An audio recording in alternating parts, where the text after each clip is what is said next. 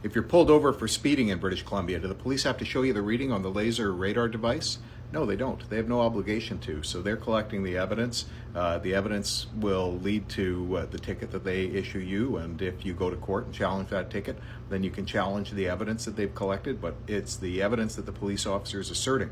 So usually their visual estimate, if they're a police officer who knows what they're doing, and then the readings from the device, which they can describe because they're not preserved on the device.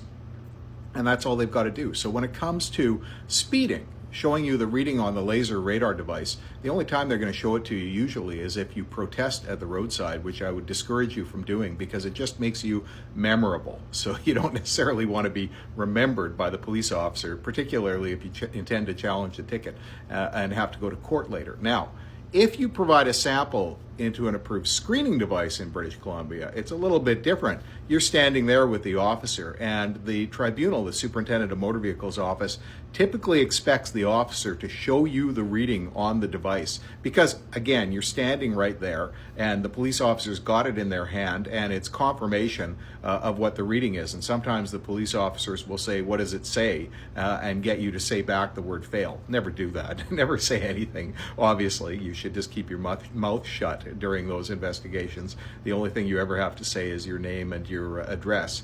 But yes, they do show you the reading usually on an approved screening device if you get a fail or a warn or a digital reading if it's below 60 milligrams in 100 milliliters. But on a radar gun or a laser gun, they have no obligation to show you the reading. And in fact, showing you the reading usually is only because you protested, and then it's going to be a situation where the police officer probably remembers you and remembers the details, which makes their evidence all the better when it comes time to go to court. So if you're smart, just don't demand to see the reading on the laser radar device.